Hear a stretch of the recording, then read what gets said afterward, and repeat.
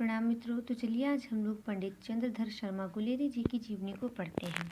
गुलेरी जी का जन्म 7 जुलाई 1883 में पुरानी बस्ती जयपुर राजस्थान में हुआ। उनके पिता पंडित शिवराम शास्त्री थे जो गुलेर हिमाचल प्रदेश के रहने वाले थे तथा राज सम्मान पाकर जयपुर में आकर बस गए थे। उनकी माता लक्ष्मी देवी थी।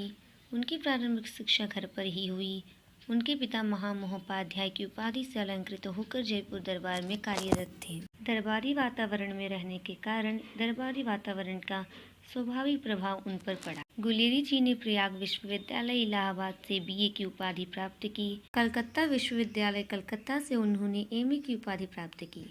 उनको संस्कृत, प्राकृत, पाली, अपभ्रंश, ब्रज, अवधी, मराठी, गुजराती, राजस्थानी, पंजाबी, बंगाली, अंग्रेजी, लैटिन तथा फ्रेंच आदि भाषाओं का अच्छा ज्ञान था। उन्होंने सभी परीक्षाएं प्रथम श्रेणी से उत्तीर्ण की। इतिहास तथा पुरातत्व उनका प्रिय विषय था। उनकी अत्यंत गहरी रुचि भाषा विज्ञान में थी। अजमेर के मेयो कॉलेज में पहले अध्यापक थे, फिर प्रधान अध्यापक बने। तत्पश्चात वे ओरिएंटल कॉलेज के प्रधानाचार्य बने। 20 वर्ष की उम्र से पहले ही वे जयपुर की वेधशाला के जीर्णोद्धार तथा उससे संबंधित शोध कार्य के लिए संगठित मंडल में चयनित हुए थे। सन 1900 में जयपुर नागरी मंच की स्थापना में भी सहयोग किया था। खेतड़ी नरेश जयसिंह और फिर जयपुर राज्य के सामंत पुत्रों के मेयो कॉलेज अजमेर में अध्ययन के दौरान वे उनके अभिभावक तथा मार्गदर्शक रहे। 1916 में वे मेयो कॉलेज में संस्कृत विभाग के अध्यक्ष नियुक्त हुए। गुलेरी जी की सृजनशीलता के मुख्य 4 पड़ाव हैं। पहला है समालोचक 1903 से 1906, दूसरा है मर्यादा 1911-12, तीसरा है प्रतिभा 1918-1920 तथा चौथा है नागरी प्रचारणी पत्रिका 1920 से 22। इन सभी पत्रिकाओं में शर्मा जी का रचनाकार व्यक्तित्व बहुविध रूप से उभर कर सामने आया है। उन्होंने उसने कहा था नामक कहानी की रचना की है जो उनकी प्रसिद्धि का मूल आधार है। उसने कहा था कहानी तो गुलेरी जी का पर्याय ही बन चुकी है। अर्थात जब भी चंद्रधर शर्मा गुलेरी जी का जिक्र होता है वहाँ पर उनकी रचना उसने कहा था का अवश्य ही जिक्र होता है। इतिहास में उनकी गहरी रुचि थी, इसलिए उन्हें इतिहास दिवाकर की उपाधि से सम्मानित किया गया था। पंडित मदन मोहन मालवीय जी के अधिक आग्रह पर 21 फरवरी 1922 ईस्वी को वे हिंदू विश्वविद्यालय काशी के प्राच्य विभाग के प्राचार्य बने। उनकी मृत्यु 12 सितंबर 1922 में काशी में हुई थी। चलिए तो अब हम उनकी भाषा शैली देखते हैं।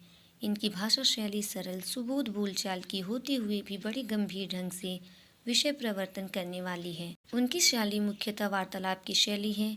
विषय को बड़ी गंभीरता से पाठक के सामने प्रस्तुत करने का गुण उनकी भाषा में है। वे बहुभाषी है, यानी कि उन्हें विविध भाषाएं आती हैं। उन्होंने अपनी रचनाओं में उद्धरण और उदाहरण बहुत दिए हैं। अपने लेखन में संस्कृत के कुछ अप्रचलित शब्दों एवं लोक भाषा के शब्दों का भी प्रयोग किया है। चलिए तो अब हम उनकी साहित्यिक विशेषता देखते हैं। भाषा विज्ञान में रुचि रखने वाले गुलेरी जी ने लेखन में समाज को जागृत करने वाले विभिन्न पहलुओं के व्यावहारिक स्वरूप को प्रधानता दी है। उनकी रचनाओं में समाज की कुरीतियों, अंधविश्वासों और अशिक्षा जैसे विषयों के प्रति जागरूकता का उल्लेख मिलता है। वे संस्कृत भाषा एवं साहित्य के प्रकांड पंडित थे। उन्होंने मौलिक कहानियाँ लिखकर एक विशिष्ट ख्याति अर्जित की है। वे एक प्रतिष्ठित निबंधकार थे।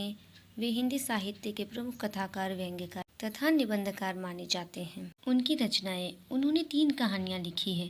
पहली कहानी है सुखमय जीवन, बुद्धू का कांटा और उसने कहा था कहानी उनकी सबसे प्रसिद्ध रचना है। उनके निबंध हैं मारेसी, मोही, कुठाव और दूसरा है कछुआ धर्म। उनकी एक आलोचनात्मक कृति है पुरानी हिंदी।